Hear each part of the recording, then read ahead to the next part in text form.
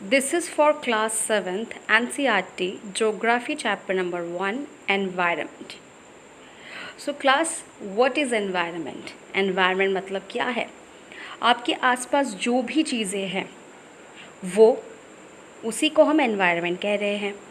अब आपके आसपास अगर आप देखेंगे तो कुछ नेचुरल चीज़ें आपको मिलेंगी, एयर, वाटर, लैंड, सॉइल, और अगर आप देखेंगे तो कुछ ह्यूमन मेड चीज़ें भी मिलेगी। ठीक है, आपका सोफ़ा, टेबल, फ्रिज, और ह्यूमन भी एक अपने आप में एक कंपोनेंट ऑफ एनवायरनमेंट का हिस्सा है। ठीक है, तो सबसे पहले हम एनवायरनमेंट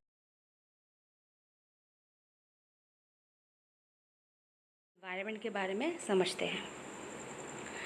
नेचर, चाहे वो कोई प्लेस हो, पीपल हो, कोई भी चीज़ हो, जो कुछ भी आपके आसपास है वो सब कुछ मिलकर के आपका एक आसपास है वो सब कुछ मिलकर के आपका एक एनवायरनमेंट तैयार होता है।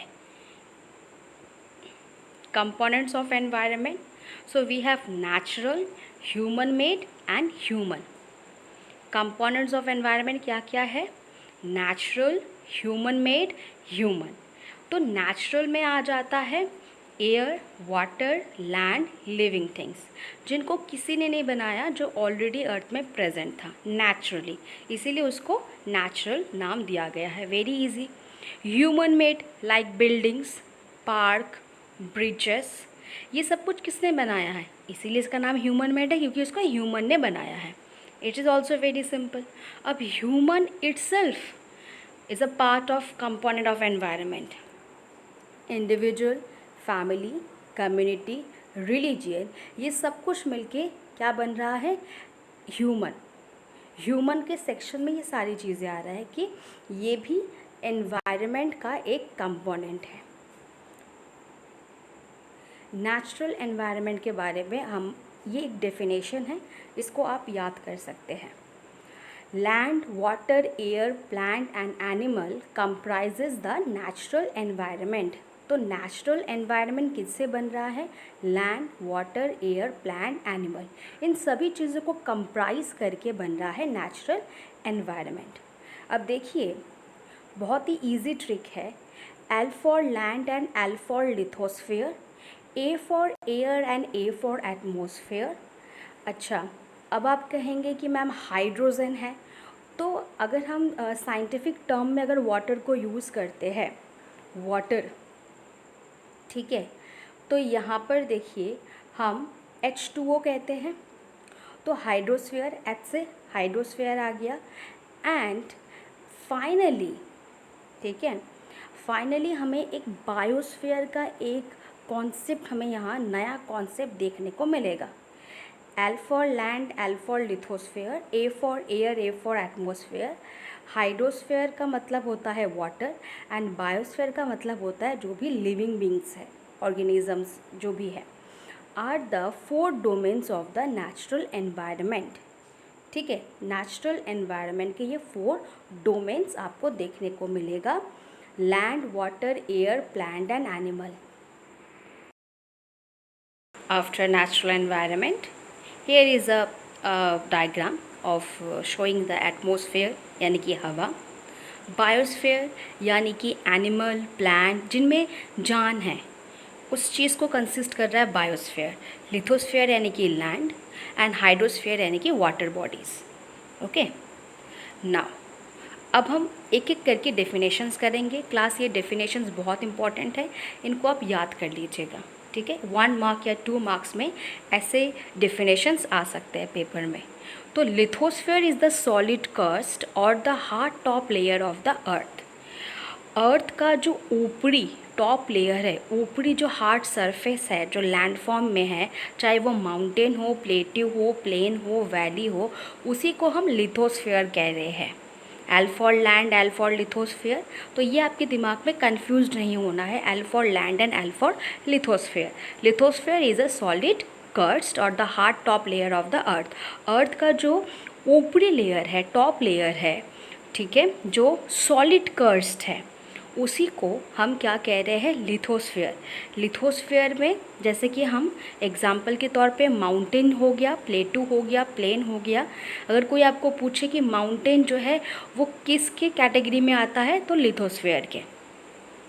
अब हम उसी तरीके से हाइड्रोस्फीयर का भी डेफिनेशन एक बार देख लेते हैं। Hydrosphere is the domain of water, very simple, hydrosphere is the domain of water. It comprises water bodies, इसके अंदर क्या क्या चीज़ें हैं, water bodies like river, lakes, sea, ocean etcetera. L for land और HY यानी कि हाइड्रोस्फीयर यानी कि वाटर बॉडीज़। आई होप कि ये दो डेफिनेशन क्लियर हो गए होंगे। After that, atmosphere. The atmosphere is the thin layer of the earth that surround the earth. जो लेयर है जो अर्थ को कवर कर रहा है, ठीक है, उसी लेयर को क्या बोला गया है, atmosphere. It protect us from the harmful ray and scorching heat of the sun. जो सन का जो हीट होता है और जो हार्मफुल रेज सन से हमें जो मिलती है, उस चीज़ को कौन हमें उन सभी हार्मफुल रे, UV रे से कौन प्रोटेक्ट कर रहा है, यही एटमॉस्फेरिक लेयर, ठीक है। Atmosphere is the thin layer of the अर्थ, ठीक है, जो कि हमारे अर्थ के चारों ओर है। और ये हमें किस चीज़ से प्रोटेक्ट कर रहा है, protect us from the harmful rays and scorching heat of the सन।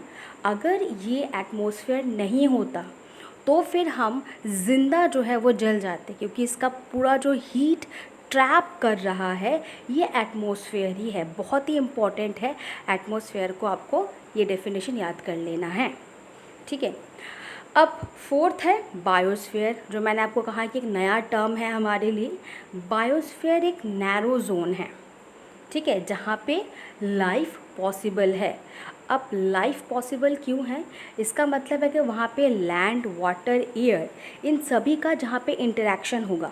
बिना इन तीनों चीज़ों के अगर सोचिए आप कि आपके पास वाटर है, एयर है, लैंड नहीं है, तो भी लाइफ पॉसिबल नहीं है। आपके पास लैंड है, वाटर है, एयर नहीं है, तो भी लाइफ पॉसिबल नहीं है।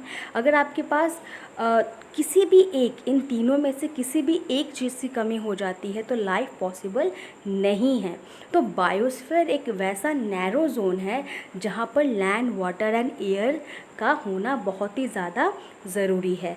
जहाँ पे ये तीनों चीज़ें हैं वहीं पर ही लाइफ हो सकती है, पॉसिबल है, ठीक है। तो biosphere is a narrow zone of the earth where land, water and air interact with each other to support life.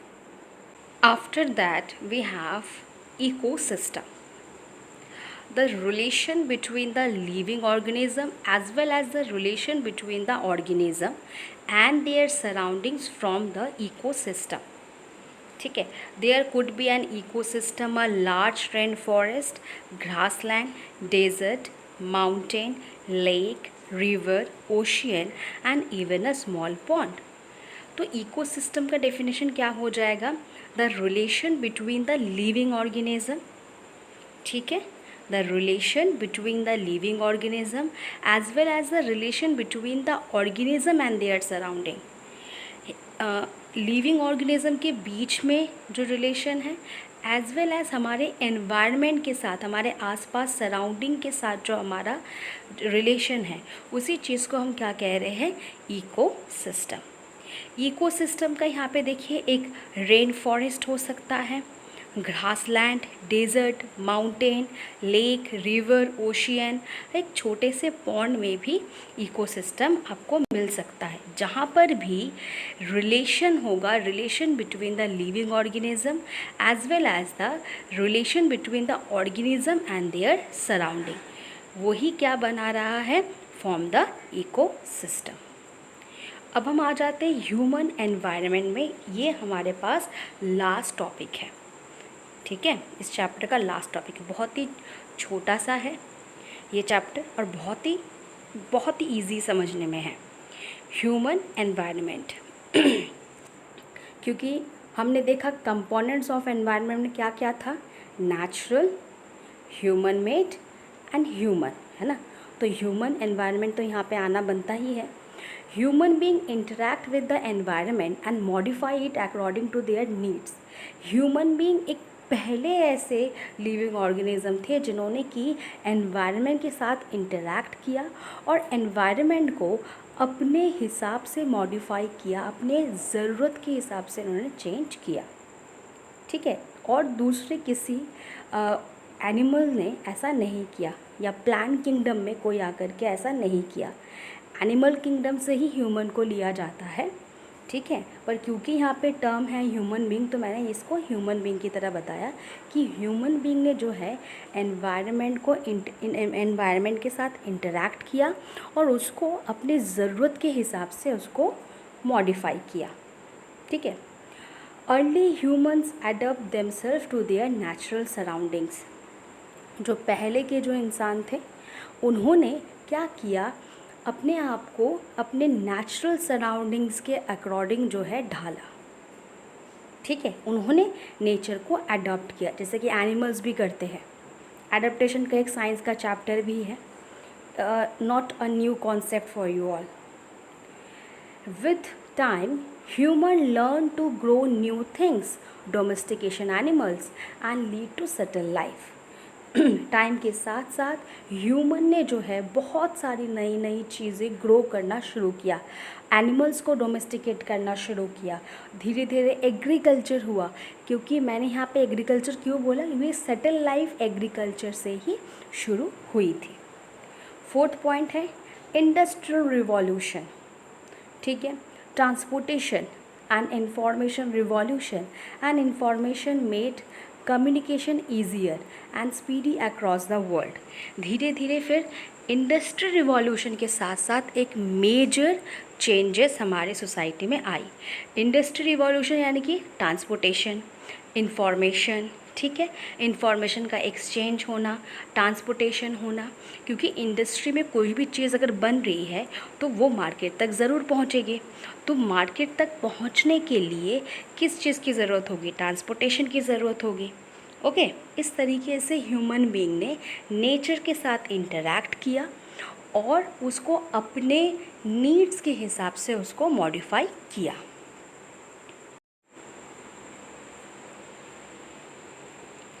आपको कॉपी और पेन लेकर के जो भी इन मल्टीपल चॉइस क्वेश्चंस के जो भी आपको अप्रोप्रिएट पॉसिबल आंसर्स लग रहे हैं उनको आप नोट डाउन करते रहिए, because end of this video आपको इसके आंसर्स मिल जाएंगे, ठीक है।